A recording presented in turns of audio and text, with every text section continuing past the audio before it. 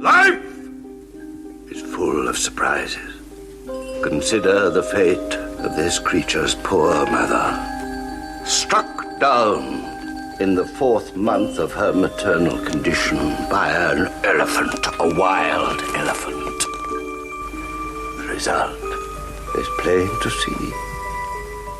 Ladies and gentlemen, the terrible Elephant Man. Welcome to Now Playing's review of The Elephant Man. I ain't seen nothing like you before. Part of the Now Playing David Lynch review series. This is monstrous and should not be allowed. Hosted by Stuart. Don't be frightened, he won't hurt you. Jakob. But at no time have I met with such a perverted or degraded version of a human being as this man. And Arnie. I fear the other patients would find him rather shocking. Join us at NowPlayingPodcast.com each week as we continue looking at all of David Lynch's films. I'll see to it that you have everything you need. These podcasts contain detailed plot spoilers and mild language. Now don't be frightened. I simply want to look at you.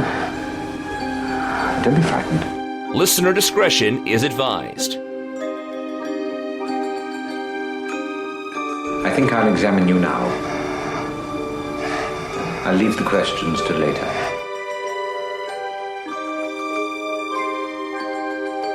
Today we're discussing The Elephant Man, starring Anthony Hopkins, John Hurt, and Bancroft, directed by David Lynch. This is the Now Playing co-host whose life is full because I know I am heard, Arnie. Stuart in LA. I am not an animal. I am a podcast host. This is Jakob. I was going to do that line, but I did it in Batman Returns reversed. So I went back to Batman Returns, and yep, there's, I am not a human being. I am a podcaster. I never actually thought when I did that line we'd be discussing The Elephant Man.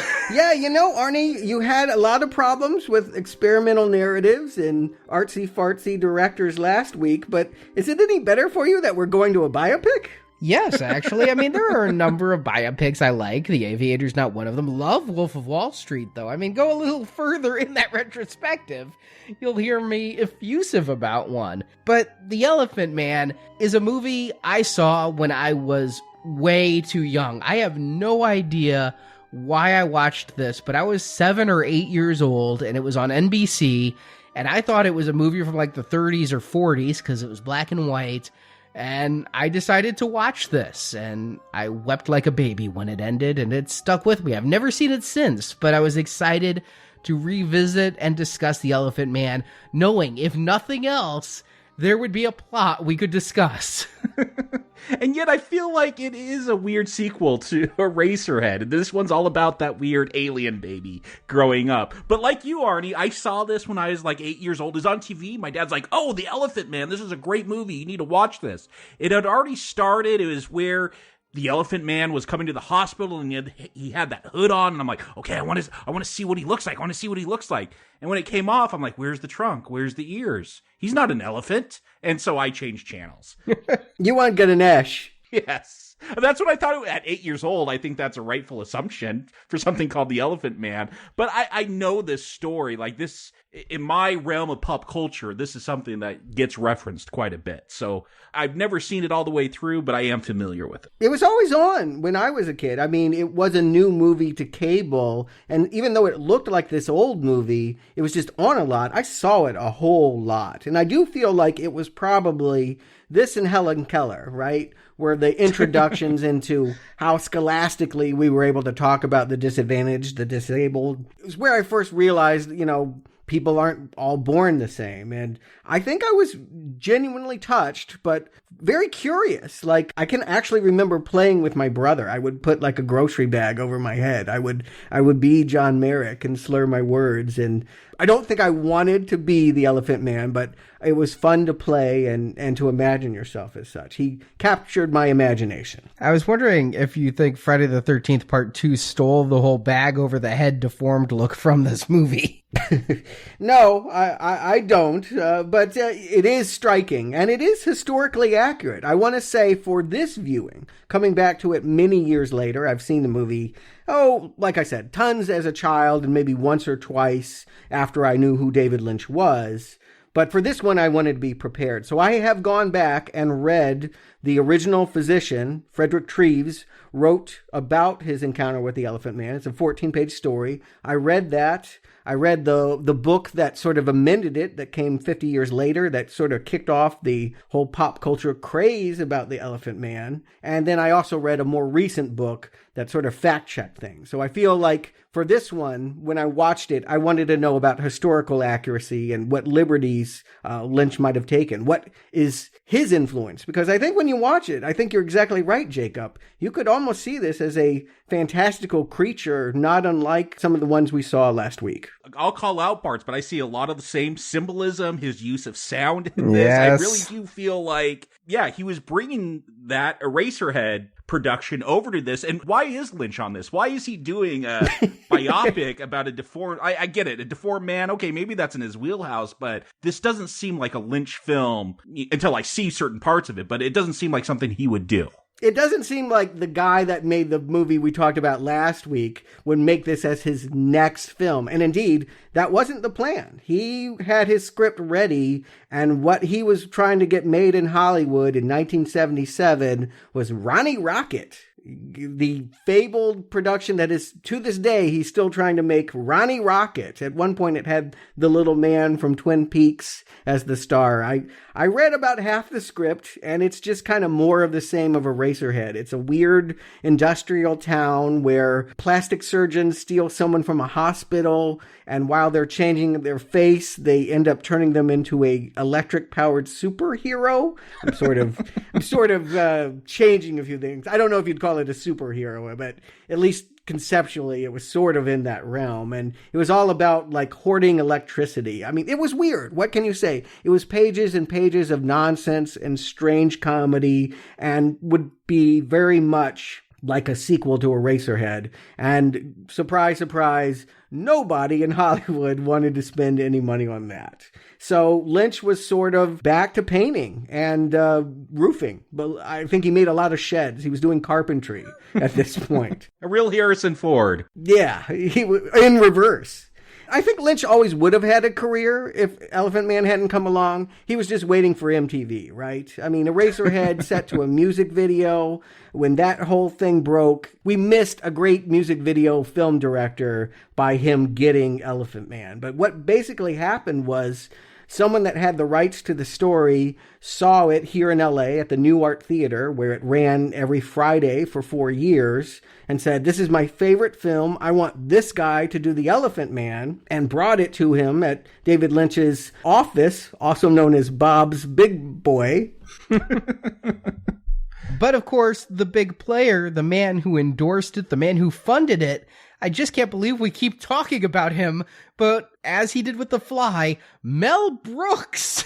Yeah, Mel Brooks was a little bit more high level. Mel Brooks, yes, a comedian, Blazing Saddles, Young Frankenstein, that guy, comedy writer extraordinaire, like many comedians, had a serious side and wanted to show it and found it very difficult in Hollywood to do that. So he created a company called Brooks Films, where he kind of, his name wouldn't be on the credits, on the titles, but he would get to make more serious pictures. And so he was looking for those kinds of projects. Stuart Kornfeld, who is the David Lynch Eraserhead fan, was working for him. And he was like, "Mel, you got to go see Eraserhead." Surprisingly, Mel liked it. He thought that it was very translatable. The idea of an unhappy father came through all the weirdness. And so he totally signed off on Lynch and some of his ideas.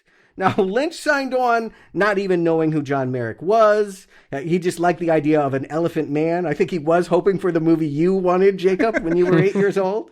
He was like, "Oh, good. I think I know what part. I can do that." I saw Lynch. He has a writing credit, and I'm pretty sure I know which parts he wrote in this film. Oh, very, very clear. Well, I think you can tell his influence. There was a script already. It should be said, The Elephant Man was a hot property. It was on Broadway. There was a stage play, and there was this competing script. I think it was going to get made with somebody. But the fact that Mel Brooks had it and signed off on Eraserhead, and David Lynch needed a job, basically meant that, okay, we're going to make this version. And Lynch had a couple caveats. He won one fight, and he lost two. He was like, "Okay, I'm going to make this film. It's going to cost you $30,000, And Jack Nance, Eraserhead, is going to be the star of the film. And it's going to be in black and white. Did you say $30,000? Well, Eraserhead was 20, so that was really hiking up the price. That was a ton of money for a film. Did this really only cost $30,000? Of course not, Arnie. Okay. I mean, I'm showing you how out of touch Lynch was with major motion pictures. This was a guy coming from AFI who made a film with his friends for 6 years. He didn't want to do that again, but he didn't know that he was going to have to go to England, work with really established, well-renowned actors, and have other people do it all. I mean, he was used to controlling of every facet of production. To be told you're going to London, I mean, keep in mind, he had only been out of the country for 2 weeks and it had gone disastrously. To have to go there and to work with people that were as talented or more than him, it was overwhelming. He talks about the shooting of this movie being absolute agony every day, that he just feared of humiliating and embarrassing himself because, the pressure was so much more intense than when, he was making it all in his private little AFI room. It seems like, he's going to get an offer from Lucas a few years later, but it does feel like he's going through that same kind of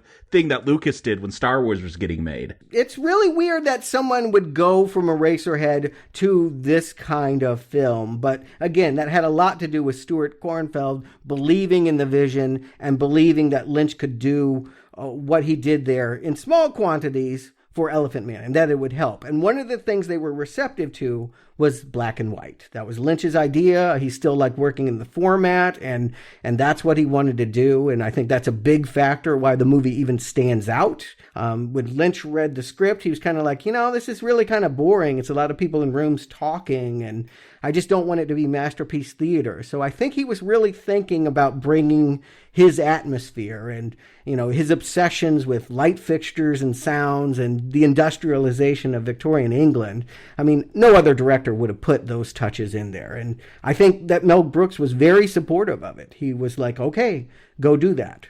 But other things he was not supportive was, Jack Nance is the lead. It had already been decided that the guy who had the alien burst out of his stomach was going to be the lead. And a lot of these English people had already been picked out for the cast. Lynch didn't have a lot of control over that. And then Lynch also wanted to design the makeup. He was like, I'm an artist. I have a very clear idea about how I want the Elephant Man to look. And they were like, okay. And then when John Hurt got on set, all I've heard conclusively is it just didn't look right. Yeah, my understanding is that they still have, the skeleton of the Elephant Man. They went back to that to, I guess, do the final makeup. They borrowed it from Michael Jackson? No, it was at the Royal Hospital and still being studied to this day, still parts of it being used and studied. And yes, they had to go to the authentic thing because Lynch's design just didn't look right. I mean, they said that it was because John Hurt showed up and he had lost a lot of weight in his face. I don't know how that would have worked with the facial applications, but I think they were being kind and saying that Lynch was just overwhelmed. And while he might have been able to pull that off on a $30,000 budget in AFI, for the production that they were making, they needed something that looked better, that was less rigid. They talked about Lynch's makeup being like concrete. It just didn't move at all. And last minute, they had 5 days before shooting, they knocked on the door of a guy working on Reds, the next studio over, and he, went and borrowed the skeleton of the actual Elephant Man, made the cast, and what you see is pretty medically accurate. It's pretty close to exactly how the Elephant Man looked. But if it had been Lynch's design, it would have been a little bit more abstract and strange. But Jacob, you also mentioned Lucas. I think it's important to note Lucas didn't just jump into studio filmmaking with Star Wars. He had done, I would say THX 1138 may be on par with Eraserhead. But Lucas did have that middle step of American Graffiti where he could get used to the studio system. There's the stories of him not getting along specifically with the crew over in England. And perhaps it's just English film crews that don't get along with Americans. Yeah, people were very kind to Lynch. All the people that met him enjoyed him, but I just think they didn't know who he was. And it was Mel Brooks that really protected him. Every time the studio was really like, we like your actor, we like this, we like that, but who is this kid? It was Mel Brooks that fought for him and kept him and got him the $5 million budget. This movie was made on $5 million, which was, a decent amount, certainly more than $20,000 that he had for Eraserhead, but not super high budget. And I think they really were able to make that money go far. And when the movie came out in October 1980, it ended up doing 5 times that. It grossed $25 million, was nominated for 8 Oscars, and put Lynch and everyone involved really in a different caliber. From my understanding, it basically created a new category for best makeup, because that didn't exist before this and people were outraged. That's true. Yeah, there was no Oscar given to special makeup effects, and this movie probably should have gotten it, and because it didn't, American Werewolf got it the next year. They created the category. And one of the things Mel Brooks did, because the studio liked this film, but really wanted to cut the opening and ending scenes. I mean, Brooks stood by Lynch's vision, as Eraserheady as it may be. Yeah, and I think that, well, nobody else would have made some of these choices. A lot of people could have made the Elephant Man, and probably many of them would have made a good Elephant Man, but I think only one man could have made this Elephant Man. So, yeah, let's talk about those touches. Let's talk about this film. Arnie, if you got the plot, we'll get into it. Yes, there again is one this week. Good. Though you may just want to skip this opening dream sequence. I do, actually. John Merrick, played by John Hurt, is a tragically deformed man. He has an unusable arm and lumps growing out of his skull that prevent him from even being able to sleep flat, or he will asphyxiate. Born that way, he's grown up to be a sideshow freak, abused by the show owner, Mr. Bites, who displays him as the Elephant Man. One day, Merrick is spotted in London by Dr. Frederick Treves, played by Anthony Hopkins. Treves takes Merrick in for examination and study, but then Merrick returns to the sideshow. But after a severe beating, Mr. Bites is forced to call Treves to save Merrick's life. Treves does, admitting Merrick to the hospital's isolation wing lest his appearance disturb the other patients, and once nursed back to health, Treves refuses to let Bites take him back to the show. For Treves has discovered inside the deformed body is an intelligent and well-read man. Treves convinces the hospital administration to let Merrick stay, though they are all unaware of a hospital orderly who takes payments at night to see the deformed freak. Merrick even becomes well known in London's upper crust as actress Madge Kendall comes to visit him, and then other well-to-do English people do the same. But during one of the orderly's midnight showings, Mr. Bites tags along and kidnaps Merrick, fleeing London with the Elephant Man again on display. However, the other sideshow freaks help Merrick to escape. He returns to London, where he is chased by a mob. He gets back to the hospital, but is severely injured and slowly dying. Still, Treves takes Merrick to see Kendall perform at the theater, and after the show, Kendall dedicates her performance to Merrick. The theater gives the Elephant Man a standing ovation, and he returns to the hospital happy. He then proceeds to lay down like a normal person and dies, as he has a vision of his mother, and credits roll.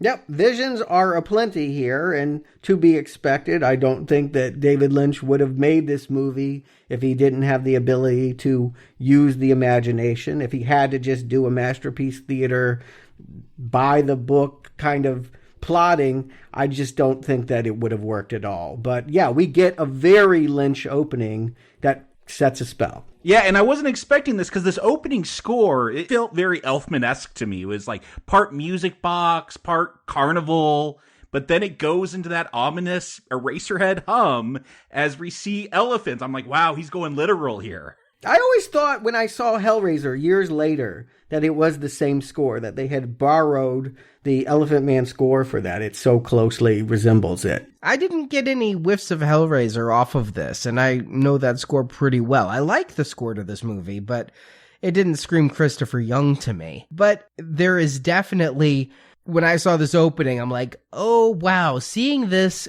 so soon after Eraserhead. You're ready to turn it off. No, I'm not ready to turn it off because I've seen this movie before and I know what's coming. I have to wonder what regular audiences who went in to see the biopic about this sad, deformed man from the early 20th century thought when they see a photograph of a woman and a bunch of elephants. I'm like, this is like straight out of Eraserhead here. Yeah, there's a puff of white smoke. It's another weird sex scene. Yeah, I thought the elephants were her. I really thought that that's what it was saying. I didn't go that literal, but I do take it as conception. No, I thought they were saying the Elephant Man was a hybrid. That's what I mean, I know that didn't happen, but I thought that's what this was supposed to imply. Yeah, I don't think that it's an incorrect reading. What it does is it takes the myth. Worth pointing out that John Merrick, or I should say Joseph Merrick, knew his mother very well. And for the first 10 years of his life was raised by her. She's real. But I think that Treves, the man that wrote the defining story of the Elephant Man, never believed that the woman that he carried around in the photograph was really his mother. He thought that he was abandoned at birth and that this is just something that he made up to comfort himself, and that this woman left his deformed kid in a bad state. And that woman changes looks in this opening dream sequence. Like, it does transform into a different woman, I thought. It wasn't the same one the whole time. I think it's the same actress. It does get confusing because there are two women credited as playing Merrick's mother, and what I read was one was at the beginning, so all of this woman in the beginning, the photograph and everything, is one actress, and then at the end when he dies and sees his mother, it's another actress. But they look really similar, and yet in this opening, the actress looks dissimilar. The photograph to the woman, to the screaming woman who's on the ground getting trampled by elephants. It's confusing if they are the same person, and I can't think that's an accident. I think Lynch is trying to make even the same actress look different, and then a different actress look similar, maybe to go with Merrick's fuzzy memory of his mother or something. But I saw what you saw, Jacob. It's just, I think Lynch is doing this intentionally, though, right? Yeah, to me, they were similar enough that I didn't see a disparity. What they're going off of is the birth as John Merrick told it. That when he entered willingly, I want to add, into the freak show scene and wrote his autobiography, he said the reason why he turned out the way he was because his mom attended a circus and was startled by a parade of elephants while she was pregnant. And thus, it's a very old world superstitious notion. And I think Lynch seized on that. Lynch liked the idea of going that route rather than spending 10 years watching a mother watch tumors and bulbous pockets appear on a perfectly normal looking child. I think we saw in Eraserhead that the way that he looks at birth, it's almost like he comes from outer space. It's, That's what I'm saying. This feels like a sequel. It's about a deformed man who's abandoned by his parents, especially his mother here. And I do feel like this opening, weird, surrealist sequence, it tells you, at least it tells me, I guess if it's surreal, I can only say what it says to me, but is that mother was afraid of those deformities. We see her in terror of those elephants. I don't think she's really getting trampled by elephants, but I see her afraid of that. See, and later on when Mr. Bites is showing him at the show and says his mother was trampled by elephants, I just had to, that's what we were seeing in this very stylistic, low-budget method. Yeah, but he said like at 4 months after conception or something, like he was a preemie. No, she was 4 months pregnant in Africa and was trampled by elephants. But again, these are all, that's a twist on what was published. If you went to the freak show, you would have gotten an autobiography that said pretty much that's how Merrick turned out. Of course, that is not why Merrick has the deformities that he does.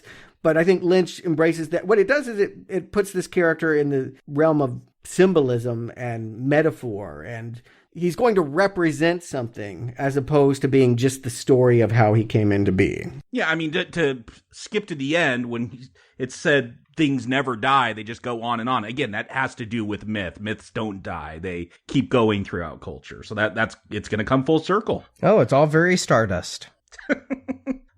You don't have to go there. Yeah. But the first act is really not his point of view. In fact, I will argue most of this movie, while being called Elephant Man, is about the people that meet the Elephant Man and not how he thinks or is. It's a half hour, really, of slowly revealing the freak himself and to assure us that he is human, that they spend a great deal of time debating the fact that he may not be a man at all. And this was kind of odd how they did it in my mind, is because we have the sideshow being shut down and Treves is there in the audience, and because it's Anthony Hopkins, I knew who he was. Of course, in real life, I didn't know who Anthony Hopkins was until Silence of the Lambs. The fact that he was 40 years old and had been acting for 20 years at this point was a little shocking to me. But when I'd seen him in Magic. I hadn't seen that. I still haven't seen that. Oh, the commercial is one of the scariest ever made. But we get to see the Elephant Man in a private showing about 15 minutes into the movie, which makes it really odd for me that then they play him like E.T. for another 15 minutes where we're going to see silhouette and we're going to see the bag over his head again. I'm like, we had the reveal. Why are you playing coy now? It was in shadow, though. It wasn't in full light. You couldn't see all the details. We don't see sunlight until the nurse walks in the attic. And I think that that's the first time we really can see what's going on. That it's very high-key black and white photography going on here. And my frame of reference is horror movies. The cinematographer that he got is a director of Hammer horror movies. This story kind of feels like Frankenstein and Phantom of the Opera. And I think they're tapping into that. I think they're building the idea that this will feel, kind of how I felt about Eraserhead too, like a horror movie for a lot of it. Until you realize the monster is the most sympathetic. And it also feels like a Lynch horror movie because, I mean, we see Treves, we're going to be introduced to him as a surgeon, and he's operating on a man in a machine accident, and he like curses, machines, you can't reason with them. Again, you get this idea of industry and that it's not necessarily a good thing. We'll get lots of shots of pipes and just men cranking wheels throughout this movie. It captures that Victorian era, but I also think he's just going, we're going to see a freak of nature, but also this mechanized society is also not the answer. It's also not good. I just like that layer they put in there. And during these early scenes, he also drowns out the dialogue with sounds of machines. Again, so Eraserhead when we were talking about how the dialogue was drowned out by the sounds there. Here, he's ostensibly saying, hey, it's the industrial era, but really, it's Lynch being Lynch and playing with sound, right? It's Lynch's fear of the industrial era, I feel. We saw that in Eraserhead. Lynch has never, as far as I read, defined what he feels about industry. He grew up in the forest and saw lots of sawmills and industrialization. To him, he says it's beautiful. He doesn't see this in a negative context. Oftentimes, he feels like looking at factories is being right present for in the flesh abstract art. It's exciting to him. He finds it stimulating from a visual standpoint. Whether they represent bad things in commerce and all of that, he's happy to let other people put those ideas into the film. He has never spoken definitively about whether he thinks it's a good or bad thing. But yeah, it's a very Lynch thing. I mean, we can all agree that this man has clearly got obsessions and motifs and that they're playing out here in very similar ways. I'm very curious. I haven't revisited Dune in a few years. If there will be big scenes where we can't hear Kyle MacLachlan over the sounds of floating people. Oh, the bad guys, the Harkonnens, are definitely from a factory world. But yes, you mentioned Treves, and he is really, I consider, the lead character here. The story is more about Treves and his fight for this man than it is about this man. I don't know which one has a greater arc when all is said and done. I think they both have a little bit of one. I believe the fact that this is a biopic hampers truly literary arc for either, but Hopkins is very good in this performance. He's stately. He's had experience with Shakespeare, so he's able to do various periods and not sound like he's an 80s guy in the 1800s. He's able to shed a tear when he finally sees the Elephant Man. Oh, well, yeah, I have no complaint about this cast. Again, Lynch was intimidated because he knew that these people knew more than him about acting. What could he tell John Gielgud, John Hurt, Anthony Hopkins about acting? I mean, some of these people were knighted and dames. I mean, he was out of his element. And so I think that the performance choices that are made largely are the actors. Now, of course, Lynch was there to say yes or no on things. But for example, in this scene when he first sees Merrick and the camera pushes in, the choice to cry, that tear that drips down his face, that was Hopkins. Yeah, I figured. I don't know if Lynch would go that sentimental, like that maudlin, to have that tear fall, which I don't have a problem with it. I think it fits this film. You are transported into another time. Like, it's weird thinking that this is a 1980s film because it looks like such a period piece or such an older film that would maybe have been done in the 30s. So I go with that tear when it is shed. Yeah, the black and white really masks the time period. Although, looking at the Blu-ray transfer of this, it's so crisp and so clear, it almost feels like it was shot on digital video and not on film. Of course, such a thing didn't exist in 80, but the high contrast and everything, it helps set up the mood. And of course, this was competing against another black and white film that same year for the Oscar, Raging Bull. I don't know why in 1980 everybody was pulling out the black and white film stock. I think it's why Lynch was allowed to do it. It's Woody Allen had just made Manhattan as well. It was all the film fanatics were doing it. I mean, we were still at a time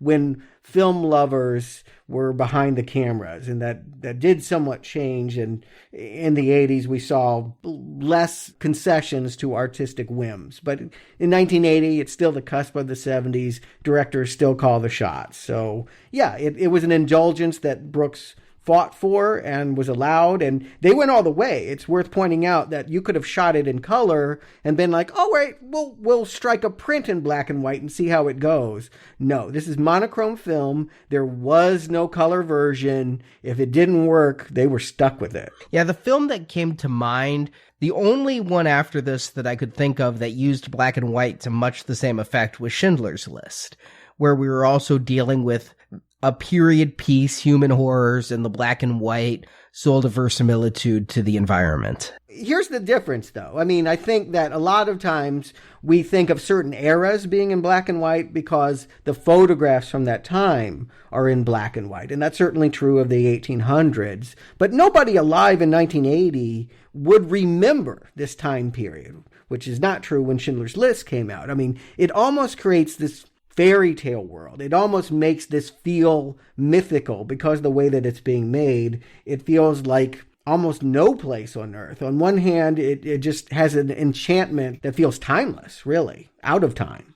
First, you start with the freak show, which I don't think those exist today. I mean, even having an elephant in a carnival is a controversial choice these days. They do exist. There's one in Venice. Yeah, I'm sure, yes, Venice, and I know there's the Jim Rose circus, I've seen that, but in this variation, and the fact that, again, Lynch has, like, shirtless men, like, moving cranks around at times, like, I don't know what those machines do, but yeah, it does feel otherworldly at times, not just, because I'm not familiar with the 1800s, but it feels literally like a different era, like, would this exist, or is this just in a storybook? It feels like a nightmare. It feels scary. And again, my frame of reference is this is a horror movie. This is scary. And so I think part of the reasons why we rally around Treves so fast, he seems to be the only one with compassion. He's making it a point of protecting this man who is living in squalor. Now, fact check alert, the man didn't live in squalor. Merrick did not get abused. The people that ran the sideshow were his friends, and he signed up willingly to do so. Yeah, I've seen freaks. They watch each other's backs. Yeah. What happened was, after he got examined, he went and joined another man on a tour of the continent because they were closing down. London saw them as indecent. I think they were also trying to crack down against criminal elements and saw this as part of the problem, but they were pushing it out of London and the major cities. They tried their luck in the continent, and even there, the French had problems. We'll see this towards the end of the movie, but all of that stuff happened before Merrick came to live in the hospital. They changed the timeline a bit. And what I think's interesting about Treves' character, and he'll get called out later, is when he basically rents out Merrick. Like, I thought he was trying to rescue him, but no, he just wants to borrow him for the day to show off to his medical buddies. Like, he isn't there on a humanitarian mission at first. Isn't he, though? Because I felt like it wasn't just to show off, but to study as a surgeon. If he had examined him and determined there was a way to help him, I take it from Hopkins' performance, he would have from the get-go. But after examination, he realizes this is a deformity that cannot be cured, but let's present it. You know, it is medically significant and worthy of study. Yeah. That's why they still keep his bones. They're doing DNA tests on him as recently as a few years ago. And I don't feel like he was using him or showcasing him as Bites was. And certainly he was very nice versus abusive like Bites. Well, yeah, there wasn't the abuse, and whether he was exploiting or not is to be determined throughout this film, but he is dehumanized when, again, and I think Lynch chooses, when he shoots it, is to have the Elephant Man, you only see him in silhouette behind that screen. The way that Treves points out that his genitals remain intact and unaffected by all the various tumors and whatnot, but he writes him off as an imbecile, probably from birth, he says. So there's no point in even trying to talk to him or understand his brain. Like, hopefully he's dumb and doesn't understand the pain he's in. Well, yeah, that I felt telling is the hopefully he's an idiot. Can you imagine if he's not? But also, it's worth saying, Merrick never speaks. People are speaking around him. He could show people he's intelligent at any moment. He is playing the part of dumb. Let's understand he has difficulty speaking because of his jaw, because of the shape of his mouth and his protruding bones and all of that. It's not easy to understand him. And in this movie, even when he speaks, I think that there's a lot of slurp. There's a lot of, I had the subtitles on. I think it's helpful. I didn't turn him on purpose to see what it was like to try to understand him. But yeah, a lot of saliva. It gets better as it goes on. I think it's intentional at first, and then he clears it up. Yes, exactly so. But yes, in the first half hour, again, the question is this a man? What is this thing? What have we found here? It really takes the hospital and Treves specifically to define him as a person worthy of extended care, because this Royal Hospital, someone like this would normally just be cast into a sanitarium. They only treat people that can get better, and the early diagnosis is that this is an imbecile who has a condition that cannot be treated. The truth is that actually, as Merrick was growing up, he did have operations, that while he was in the workhouse, they actually removed what he called a trunk from his face, and that even what we see here isn't what he might have looked like. I could have got that Ganesh movie I wanted. You might have gotten that Ganesh movie. But here's the question I always have about Lynch, and I find this one fascinating to first bring it up. We're going to see in Lynch films a lot of freaks, a lot of people doing excessive, weird, manic behavior. Is Lynch bringing them to our attention to mock? Or does he have compassion for them? Are they his people and he's defending them? I often wondered. Now, last week, I saw that his point of view was very much of the father who had an afflicted baby that was driving him insane, that there was no compassion for that baby, that he saw it very much as mocking him.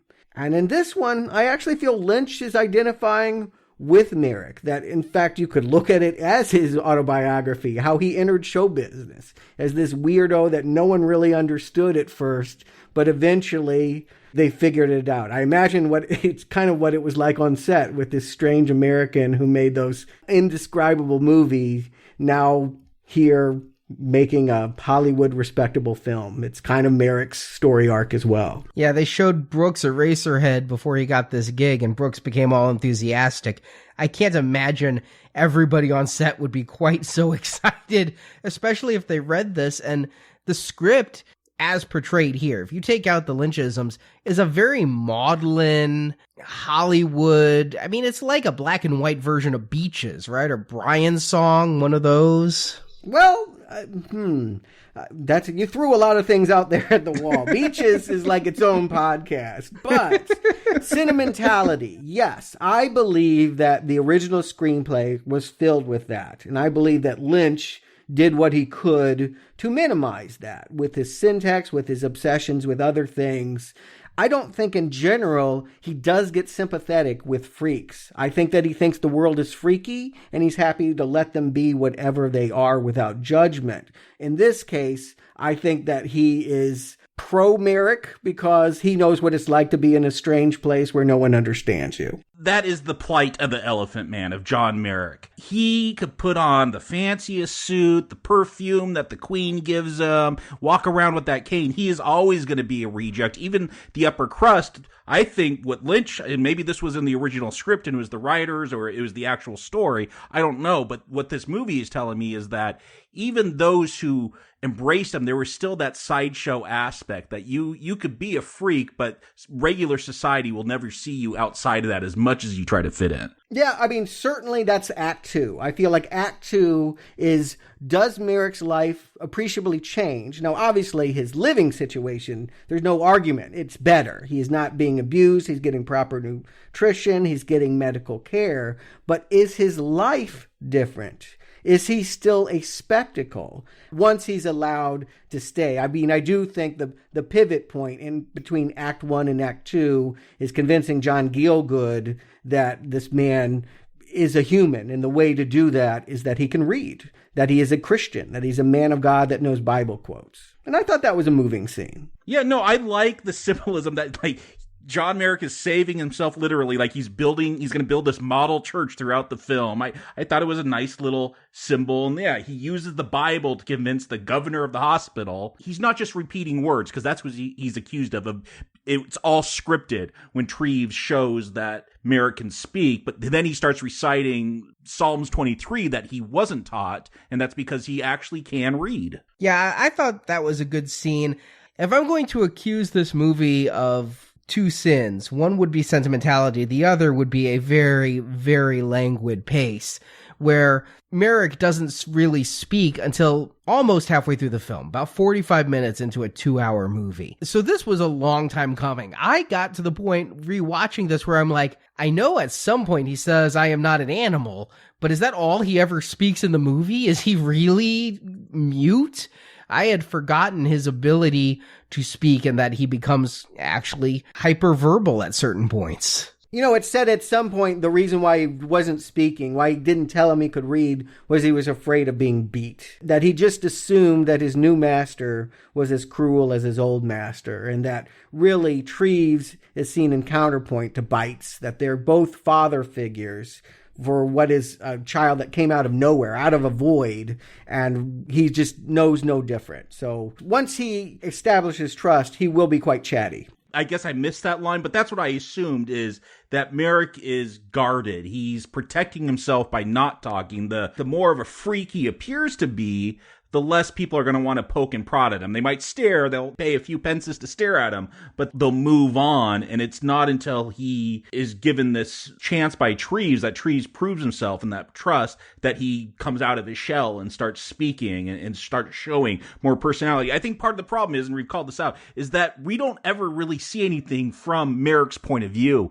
in this film, and I don't know if any of the writings you read, Stuart, show anything from his point of view, but he does feel like a character being acted upon for most of the time. He has written an autobiography that was used to advertise his Elephant Man show. That is one of the few, and he may have not actually written that himself, but he at least said facts about himself that were written down and turned into sort of a colorful story of his life. But most of what is known about the Elephant Man is what other people have written about him, mostly Treves, but other doctors that examined him and people that have gone back to look at records and such and proven what the timeline really is. I think that the point really is, it's said that once it's agreed that, all right, we're going to keep this guy here, and the nurses are starting to, prep the room and all, they make the point that we can't bring in mirrors. I actually think what Merrick represents is a mirror. The movie is about whoever is looking at him, and it ends up reflecting back on them, their values, this place, who they really are. That I didn't get the sense that Anthony Hopkins' character was particularly introspective until, yes, one of the nurses calls him out and says, all you're doing is showing him off to a new set of people when he tries to bring in celebrities to give him culture and socialization. Yeah, all this film is about is the reaction to the Elephant Man. Whoever's coming in, whether it's an actress or upper crust or I guess like the security guard at the hospital who's bringing people in to run a freak show because he's there. Like it's always how people are reacting to him. I think, though, the only character with a solid arc is him, which is why I feel it's a misstep that so much of the movie is people looking at him. Yes, Treves has that moment where he's talking with his wife and asking, am I a good man? It felt a little bit out of nowhere. You say you don't see Treves as introspective. Not the historical one, not the one that wrote the story. Okay, all right, because I don't get from Hopkins either that he is or that he isn't, and the fact that he asks, am I a good man, but yet that seems to be the end of that storyline right there. He's not going to continue that journey of his own ethical self-examination. Yeah. Is that Lynch or is that the original writers of the script to leave it ambiguous like that? I actually like the ambiguity of how do you deal with this freak, whether he's in a sideshow or he's dressing up and going to see a play. Like, how do you deal with that as a normal person in society?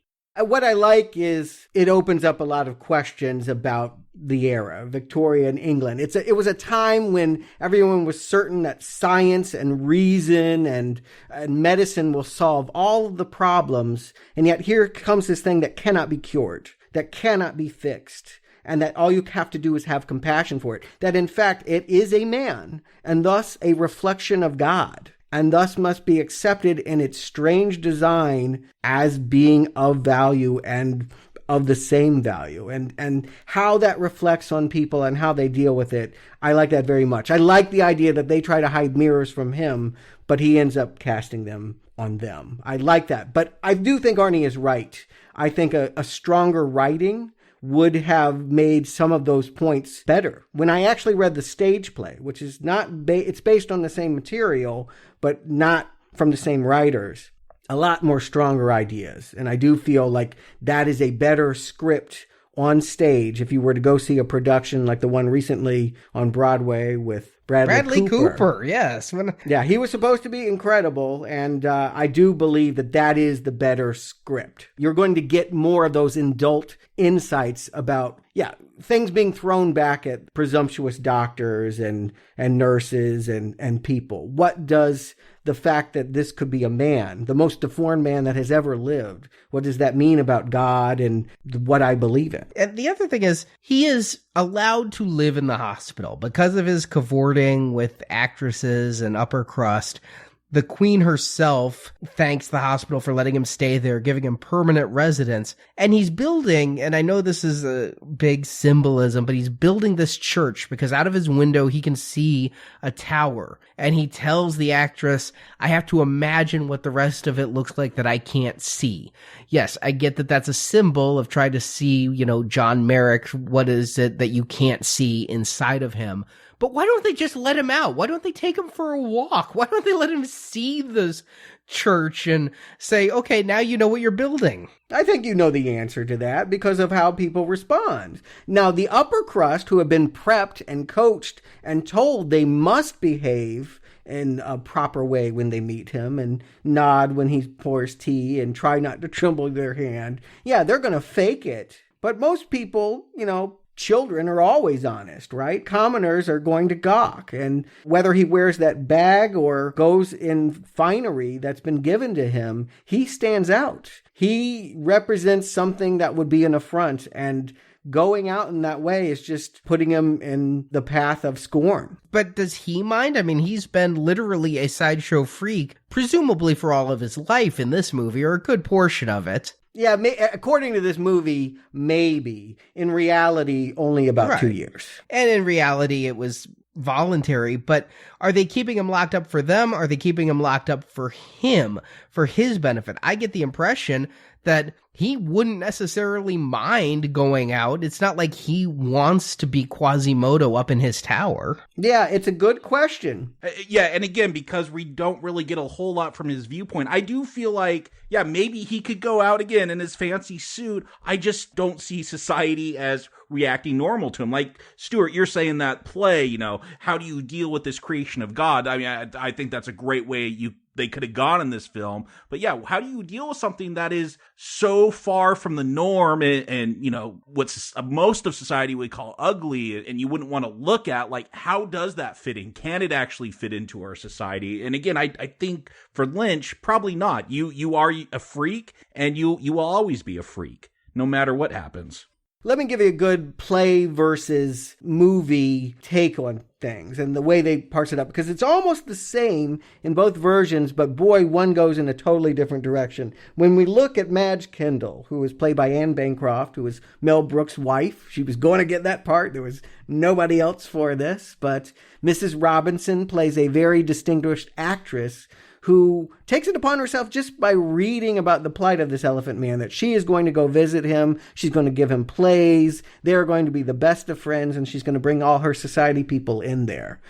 In this stage play, they take that to a different level, that Merrick is horny and has, as is stated, the functions of a man and says, I want to be your lover. And she doesn't obviously want to do that. She's told him that she doesn't think that's possible, but because she has seen naked photos of him, she disrobes, and Treves walks in and casts her out. So it creates this weird, uncomfortable feeling about women's roles and friendship and how it just was more complicated and more provocative. And here it's very sentimental. I mean, the way that they sell her is that she is just so kind. The only thing that I love about this is the way that Lynch holds on her, that she would like you to believe that she's perfectly fine with this. But there are moments where we see her lip tremble, and we see there are moments where she's playing a part. She's an actress. She's playing the idea of being an open-hearted, completely accepting, high-minded society woman. But deep down, she's horrified too. And I do love the fact that she, like, the first thing she gives him is a picture of herself. Yeah, that seemed like something an actress would do today, so I went with it that they do that back then as well. And I like that he put it next to the picture of his mother, but that did hit at something for me that you said the play brought up that this movie doesn't, is I'm like, he says when he meets Treves' wife, he cries because a beautiful woman has never been so kind to him. And yeah, I'm surprised that at no point does he show affection. I called him Quasimodo once, but where's his Esmeralda? Yeah, and Miss Kendall, this actress, will kind of give him a kiss. They're reading Romeo and Juliet, and she, I don't know, maybe kisses the cheek or something. I don't really know where on that face, what's lips and what's cheek. I felt like she was trying to kiss the lips, but because they're so deformed, she went a little to the right. Yeah, but we'll see later on, I mean, when, again, all these people are brought in to mock him. Like, it looks like what I assume are a couple of prostitutes. They're rubbing up against him and being forced to kiss him. And he's, like, trying to flee from that. Yeah, they do play him up. I think they play Merrick up as too good. I do want more personality out of him. I mean, he is such an angel in Freak's makeup. I always reminded of a conversation we had very recently about a much newer movie where this irked the hell out of Stuart when we were discussing Tim Robbins in Shawshank, a character that was just too good, too godly.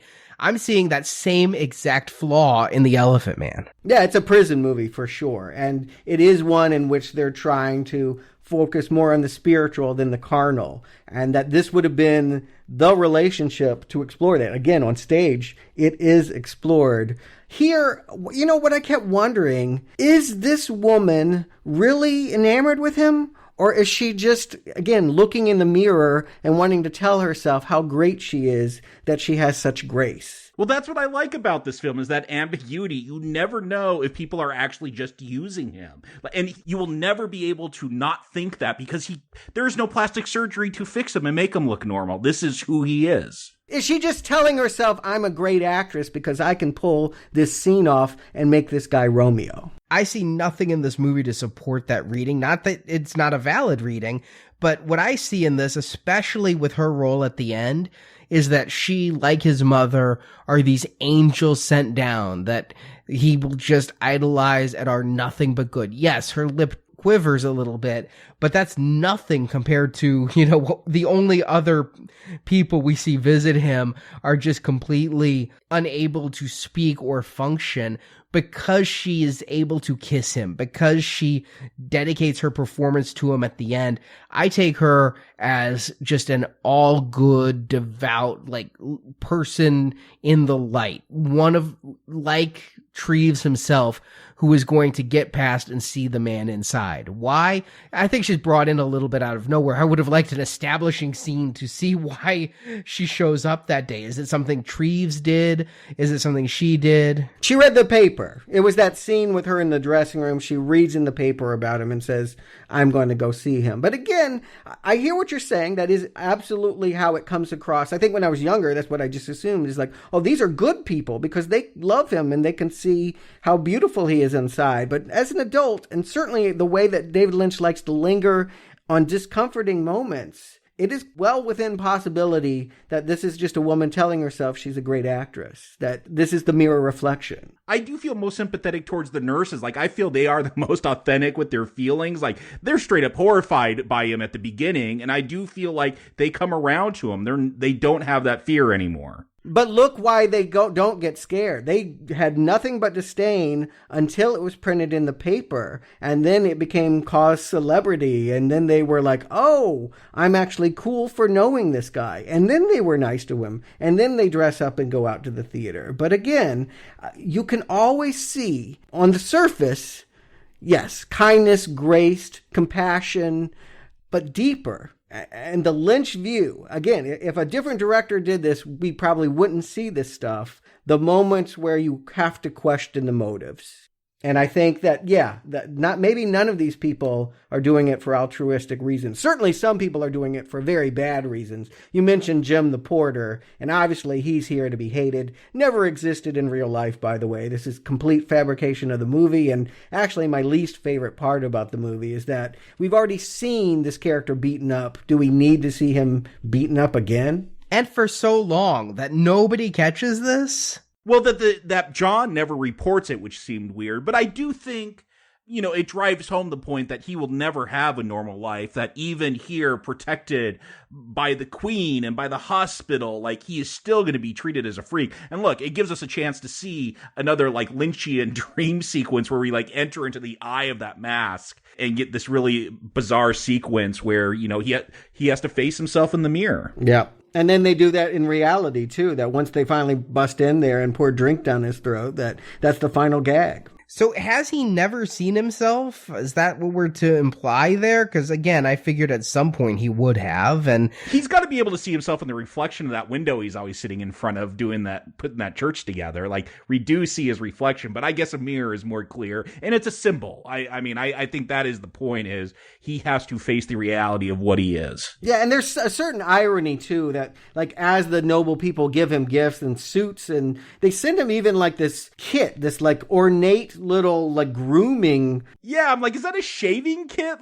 Do you want to put a razor to that face? Yeah, what does that signify? How do you think that could help him? Now, apparently they did do that for Merrick, and he loved it because he would do what we see in the movie. He would pretend that he was royalty by doing it. It imagined him to elevate in his own mind his status. One thing I would have loved the movie to include is the idea that Merrick, for the longest time, had a fantasy about living with blind people, that he thought that they would be without judgment, and he had heard of blind communes and wanted to live there. Mel Brooks had already done that in Young Frankenstein. Yeah, but I do think that's an important thing to think about, and why Treves is working so hard to bring in these people initially is because that he realizes that socialization, and I think he just believes that upper crust society makes you a better person. We're better people by having this culture, and if I give it to you, it will elevate you, and you will be better. And that is challenged as it goes along.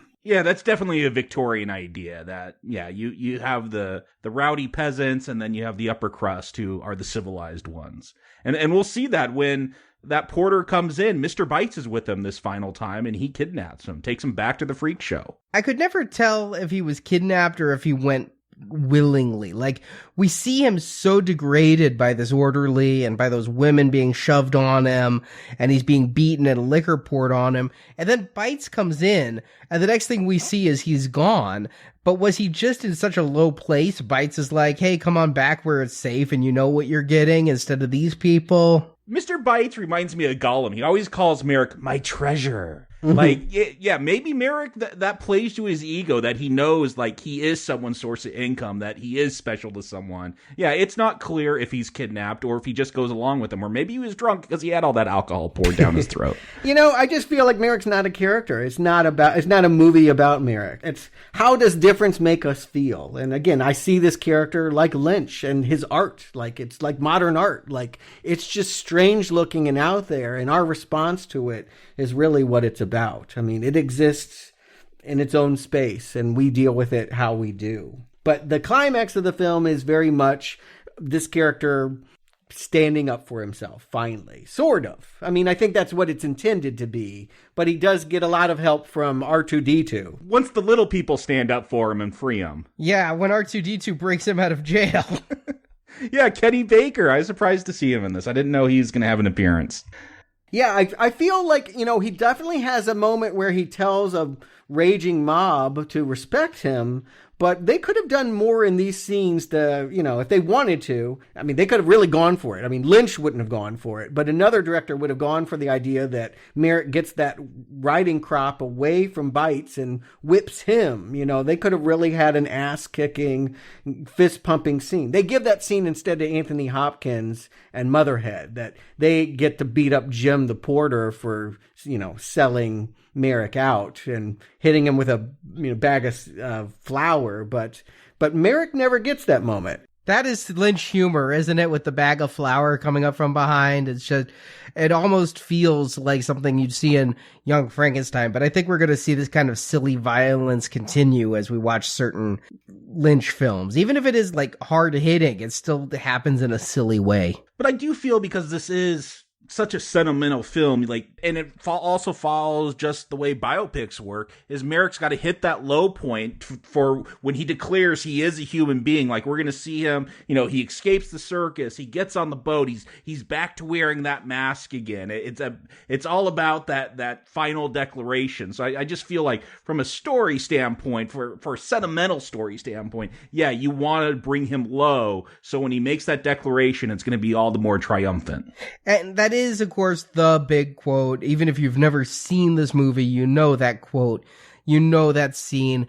Unfortunately, it just comes a little bit out of the blue. Yeah, he stumbles into a girl. It's not like he tramples her to death. He's not Lenny from Of Mice and Men, who just stupidly kills a girl.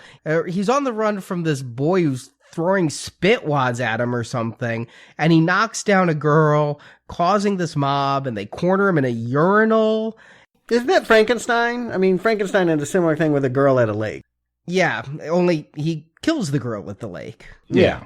And here, again, this girl's just knocked down. This movie, it feels like it's pulling so many punches that it could have gone for to be a little more impactful if it wasn't playing so damn safe. I don't know that I needed Merrick to kill anyone. I mean, I'm not saying that, but why is a mob going after him for bumping her? Well, because he's a freak, and even though, again, I think the upper crust and the celebrities know who the Elephant Man, I think most of the proletariat probably don't. They don't read those parts of the newspaper. So it is this freakishly looking person who was once very, well, I don't know, high up, but he had the respect of the Queen at one point, and now here he is being attacked by this mob. What place will accept him? I mean, he seems to be without a home. They put him in the hospital. They changed the rules for all of that. But even there, yeah, he found scorn, and he does not seem to be able to exist in this world. He is too perfect, maybe too beautiful for this ugly world. But these are ugly people attacking him, and one of them is David Lynch, apparently.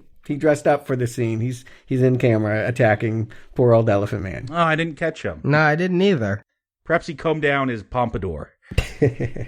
So he returns to the hospital after this, and we know he's been beaten and he's had a rough time, but why is he dying? He seems just as fine as he's ever been, but now you got the nurses. Does he know he's dying? Well, I didn't know. Yeah, well, this movie makes those choices, and Lynch usually makes those choices. He skips over plot points and surprise. Yeah, I mean, I think this movie, the feel of it, the way that it will suddenly, a scene will just suddenly end. It'll just fade to black, surprisingly, suddenly, before it seems to get going. It has its own rhythm and movement. And if you wanted to tell a more cleanly, well-established, plot-driven version of this story, you would have never told it in this way. This is all of the touch of Lynch, love it or hate it.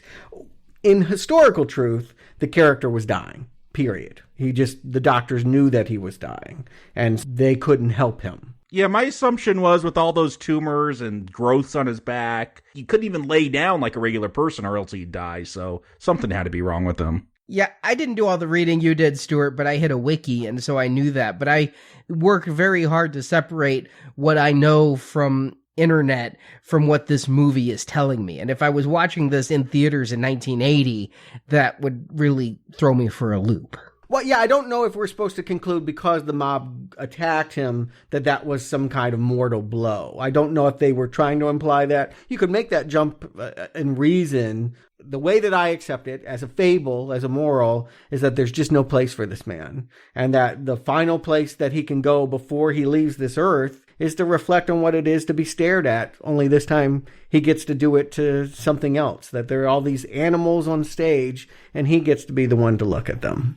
Yeah, and they'll have those similar puffs of smoke that we saw in that weird elephant, what I'm calling the conception scene at the beginning. Like, at first I'm like, oh, is that triggering some memory? Because he flinches at first, but I guess he's just startled by the fireworks. Yeah, and a big motif I pointed out last time. I know, Arnie, you struggle with the artificialness of the lady in the radiator, but we're going to see her in various versions throughout Lynch. I think that he sees salvation in mocking terms. I mean, we will see a fairy godmother just like her on that stage. And in some ways, that photograph of the mother here at the end, I don't know if we're meant to think that this is a happy ending or whether it's Lynch mocking the idea of a happy ending. Oh, I took this when I was 7 or 8 years old, and I took it this time as the most sentimental and sappy of happy endings. He gets his moment, he gets his night out, he gets everyone to applaud him, he feels redeemed, and then he goes and after a perfect night, lays down as he's always wanted to do, knowing that it will take his life that's already ending. This whole thing shrieks of sentimentality and Hollywoodism that it doesn't surprise me at all that this got nominated for a whole bunch of Oscars, because this is the kind of cloyingness I associate with Oscar bait. Wow. See, I think it works in that way, even if you accept that's the reading. And I think that's the way I would have read it as a child. I think it's the way most people when first watching would read it. I think that that's still moving. I mean, this really happened. I mean, that's not just Hollywood contriving an untruth. Did it really happen that he went out and had a standing ovation given to him and then he laid down? I know he really laid down, or that's at least the theory. No. I mean, it didn't happen on the same night, but yes, He had a performance dedicated to him. And yes, he seems to make the choice. That's the way that I read it anyway. He makes the choice that if not to die, if not to kill himself, that he's not going to be denied a normal night's sleep, that he refuses to be abnormal again. Yeah, I don't read this ending. Yeah, he goes to the play and standing ovation. Okay, that's sentimental, but I just love the little details. Like, he goes home and he finishes his church. He signs his name on it. Like, I see this as him taking control of his salvation, his life. And yeah, he's going to be normal for once. He makes an active decision, I feel like. It's the one time in this movie I feel like he's a very active character. And he's going to lay down like that little boy in the picture, and he knows the consequence, and he's okay with that at this point. And nobody's saying anything to him. Other thing that struck me is the fact that we started with, Anthony Hopkins got all the answers. He's the talker. He's the society guy. Towards the end, it's Merrick doing all the talking, saying, I am this way because I'm loved, and thank you, my friend. And Hopkins is nothing. He can say nothing. It's the roles have reversed. Yeah, it's kind of disappointing to see him be so English and not emotive. No tears to be shed at the end here, at least from Hopkins. Yeah, he's really changed there. Yeah, I mean, it was really the moment. He's not doing well. You might not have known that this is the night, but he knows when he tells him, oh yeah, we'll go again, that's probably not true. I thought it was a moving way to end this and captivated my imagination. The fact that it ends, rather than concluding that he's dead, which is, reductive, that they turn it back into fantasy and that we blast out into outer space. I always thought that was incredibly moving. Yeah, and again, you could read it so many different ways, but has he created this fantasy to cope with his life, where his mother's talking to him again and telling him nothing ever dies, you're going to be okay, reads off this poem, and, there's different ways to read it. I do see it as kind of tragic. Is he delusional at this point? But at least he's making a decision. He's taking his life into his own hands, literally. If this wasn't Lynch, if this movie was exactly what it was and not by Lynch, I mean, the reading I had with it before I knew who Lynch was is he's gone to heaven and he's with his mother who loves him unconditionally and who he's worshipped in life right now. I know there's a lot of ways you can read it, but how many people would be deconstructing it to that level if this wasn't a director who made Eraserhead and made other stuff later on like this? Well, you can deconstruct anything. Yes. So I don't think it's just because Lynch is doing it. I mean, what you're asking me to comment on is how will people perceive it? They're welcome to perceive it any way they would, and Lynch would have it exactly so. I don't think that he asked people to say, hey, this is one of my movies, see it through that perspective. See it however you want to. Yes, as a child, this obviously was the ending. And I guess I fear that we are venturing into over-analysis given who the director is. Instead of discussing a hypothetical person who may or may not, I feel that we are delving into the realm of deconstructionism that reflects more on us than the film at hand. Well, then let me just say that we're on a David Lynch retrospective, and what I hope to do by seeing the film after film is to point out motifs and themes, and what we're seeing is yet again an ending that can be read as either freedom or death. I read it as both, actually. I thought it was freedom in death. You could say that it's awfully sentimental. Again, that lady in the radiator saving him from that awful nightmare fate. Or was that obliteration? I mean, I think that we will see that again. What I'm asking you to observe, whether you like it or not, you're going to see Lynch make the choice not to say conclusively for several more films. Laura Palmer's death, Wild at Heart.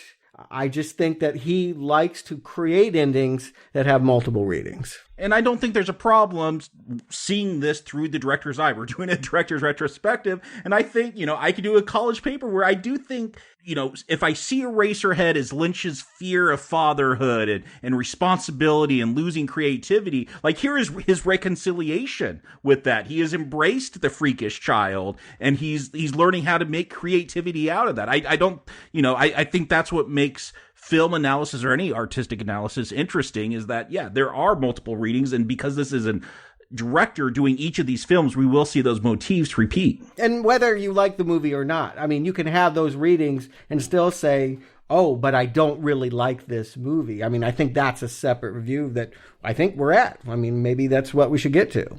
So, Jakob, Stuart, do you recommend The Elephant Man? Jakob. My recommendation is just based on kind of what we discussed. What would The Elephant Man be like if it wasn't Lynch? If it was still this script minus some crazy dream sequences, minus some of those sounds and industrial imagery, I still think you'd have a more sentimental film. I think I'd still think it'd be a decent film, probably a recommendable film. I think what Lynch brings to it, at least for me, is just more interesting by talking about nature and mechanics and his use of sound and bringing in the surreal dream sequences to, what would it be like to be in the mind of John Merrick and go through life, being this hideously deformed human being, but also very sweet and loving and trying to have society accept that. I think what Lynch brings actually helps the film out even more. And I like the ambiguity here. How do you deal with this thing, I'll call it? How can this thing ever find peace, or does it have to just lay down and go to sleep and kill itself to be at peace with the world? I think this asks some pretty hard questions. It's reductive to say it holds a mirror up to the viewer, because literally that's what this film is about. But I think this film asks interesting questions. It's shot in an interesting way. The sound design, again, those things I liked about Eraserhead, Lynch has brought back. So this is another strong recommend for me. Stuart. You know, I'm glad we're seeing this right before Thanksgiving because it does give you a lot to be grateful about. I think that it works on two different levels. I think that when I was young, I appreciated it for being the sentimental, strange fairy tale that it was, that it took a monster and gave him grace and an ascendance to heaven. I thought that that was beautiful and moving, and again, touched me in ways that just didn't leave me. Now, I do think it is more because I'm a fan of Lynch, and I like the way that he works. I like his sound design. I like the way that he constructs scenes and movements and creates feelings without being based in plot. I mean, many people could have made this movie, and I'm sure it would have been a good movie in other hands, but I do feel like what I carry away with by watching it in this way are those dream sequences, are the way that it's edited, that black and white cinematography, those moments that linger, those observations that feel particular to a director who, yes, I've seen make movies that are more interesting to me directly. I think that this was a sellout movie. I think it was something that Lynch did for money, but that doesn't mean that it isn't one of his films. And I think that it strongly, again, represents his talent and his command of film language in a way that's much more digestible for mainstream audiences. So if you hated Eraserhead, I'm still going to say this is a solid recommend. And I agree completely that Lynch is an auteur. I think that we see much of his fingerprint here with, yes, the fact that it's shot in black and white, the opening whatever, and the ending scene, and the dream sequences, and the sound that drowns out the dialogue. True holdovers from Eraserhead, and we will see that again in later films, absolutely. But just because we are dealing with an auteur, I do think, because this is his first studio film, I agree with what you said, Stuart. I think this is a sellout film, and so I take a lot of that away from this, and I analyze this as the movie it is, the story it is. And what I find it to be is a little bit slow for the few beats it has. It draws them out an exceptionally long time, and it's overly sentimental. That doesn't make it a bad film. I think we just all agreed so quickly when I started to talk about the actors and everything, how great Anthony Hopkins is in this movie, and just how amazing John Hurt is in this movie. And really, all the actors do so well in fitting this very stylized period piece that it was honestly more interesting to look at the plot and look at the character arcs and see how you guys thought they played out versus how I thought they played out.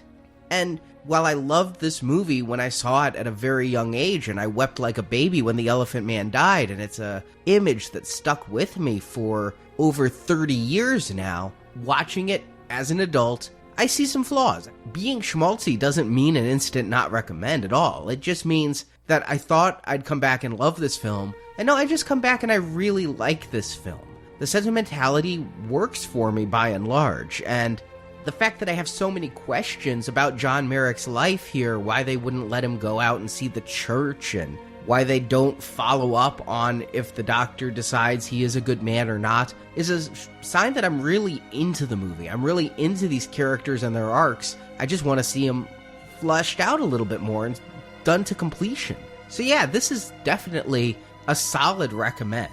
It's a film I think everybody should see. The makeup effects, the cinematography, the sound design. I love all how Lynch did it here. It's like he took the things in Eraserhead that he did well, and by adding in somebody else's script, found a really perfect balance of his style and a plot-driven film. And Jacob, you started off by saying this is like a sequel to Eraserhead. I say this is honestly a perfect balance of Lynch style with the story I've been looking for. No, this is a real solid recommend. I like this movie quite a bit. I think that the sum is greater than the individual parts. I mean, you're right. I didn't mention John Hurt, and there's a million wonderful things, the acting all around, but I just think that it's unified because it all feels of one piece. And that's funny. I think the parts are greater than the sum. And get used to slow. I mean, I don't think that Lynch has ever made a fast film, and I think lingering is a part of what he does with the camera. I think that he stares too long, and it makes you uncomfortable. I don't have a problem with that as far as slow camera shots. What I have a problem with is slow pacing. And when we get to his later films, possibly even as soon as next week, we're going to see things move story-wise or at least hook me. Are you saying Dune's a fast-paced film? I'm saying it's 6 hours cut down to what, 3? No, it's 2 hours and 15 minutes. Yeah, and it was supposed to be a lot longer. A lot happens in Dune in a short time. I've never made it through Dune because it's so slow, so we'll see. Oh, wow. I think I'll get kind of careens. Patience is a virtue you must have to approach any Lynch movie. I can think none of them that don't have a slow pace. That is a part of the design. We'll see when we get later on into them, especially when we get into the late 80s, early 90s Twin Peaks era. But we will see. But yes, next week he goes sci-fi. He didn't do Return of the Jedi. He was offered it after Elephant Man. Instead, he did Dune, one of the most notorious bombs of all time. Well, I guess you'll have to discuss that with me next week. I do think that it was a movie that was misunderstood upon its release and now has... I don't know, I think about it differently. It was sold to me as a child as, like, Star Wars. Yes. And that it ain't. Yeah. And you know what? Having come back to the source material, I have read the novels. I'm making that journey through all the Frank Herbert 6 Dune novels. I'm going to begin that journey next week as well. On Books and Nachos, we're going to look at the source material. I think it's helpful to start there and come from that knowledge. But yeah, also look at how Lynch made it his own vehicle. Whatever it is, I definitely feel like it's of the same piece as what we've been discussing. And in between, we're going to be discussing something very much not a Lynch film. We have another horror of 1986 review. Black Friday is upon us, so how about some black metal? Trick or treat, folks. We're just a month behind in the holidays. Yeah, Gene Simmons and Ozzy Osbourne. Sort of. I mean, let's not oversell them. They're big on the poster, but it's really all about Skippy and a solid gold dancer. Still not scoring with Mallory. Yes, that will be this Friday. And last Friday was Deadly Friend, and I am happy to announce we have a contest. I have a DVD of Deadly Friend signed by Christy Swanson. You can win this. No donation is necessary, but you do have to tell us which of these films is your favorite in our forums. So there will be a link from our Deadly Friend post on our webpage, or just come to our forums and you can post there, and you have until the end of the year. We're going to run this through the end of the year, the end of our donation drive, and just post in that forum thread which of the 16 films we're reviewing in any of these series is your favorite and why. And then we will get this DVD out in the mail to one lucky listener. So Jakob, Stuart, thank you for joining me. So until next time, goodbye, my friend.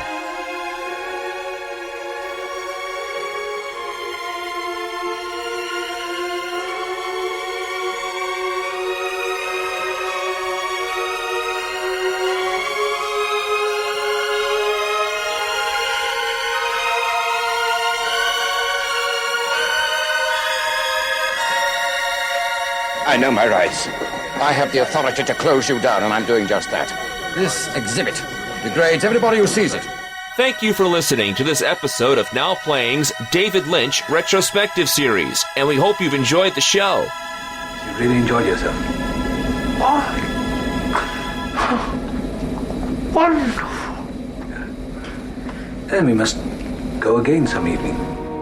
Come back to NowPlayingPodcast.com to hear our reviews of other films such as Blade Runner, Ocean's 11, the James Bond films, and more. Find hundreds of movie review podcasts at NowPlayingPodcast.com and come back each week for another new movie review. Good heavens, you haven't acquired a sudden taste for this sort of stuff, have you? Want to take part in the discussion? Join the Now Playing hosts at our forums, where you and the other listeners can give your thoughts on this movie review. The link to our forums is at NowPlayingPodcast.com. You should be more sociable, mate. Get yourself disliked. Support from listeners like you help keep Now Playing operating. You can find a link to donate using PayPal at the bottom of our website, NowPlayingPodcast.com. More than money has changed hands. We understand each other completely, my friend. You can also help out Now Playing by leaving us a 5-star review on iTunes. A link to Now Playing's iTunes listing can be found at nowplayingpodcast.com. I think you'll be quite comfortable here for a while. Now Playing is edited by Arnie. I am not an animal! I am a human being! Now Playing credit narration by Brock. I want you here. I want you here to talk. We're going to show them that you're not a wall. Do you understand? I want you to talk to me. The film discussed in this podcast is the property of its respective copyright holders, and no infringement is intended. I shall go to the authorities. Go to the authorities then. Go to them by all means. I'm sure they'll be very interested to hear your story as well as ours. The opinions expressed on Now Playing are those of the individual hosts and may not reflect the opinion of Venganza Media Incorporated. I have to rely on my imagination for what I can't actually see. Now Playing is a Venganza Media production, copyright 2016, all rights reserved, and no part of this show may be reproduced, repurposed, or redistributed without the written permission of Venganza Media Incorporated.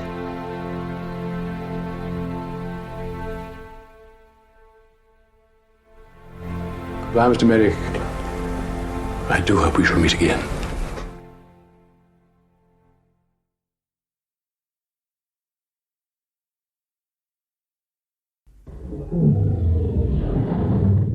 I am recording.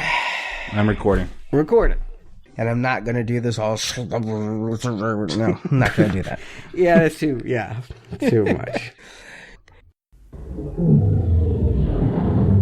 One thing I would have loved the movie to include is the idea that Merrick, for the longest time, had a fantasy about living with blind people, that he thought that they would be without judgment, and he had heard of blind communes and wanted to live there. There's an episode of Doogie Howser about that, where his friend dates a blind girl, and then when she gets her sight, she dumps him for being ugly. Wow. Well, okay.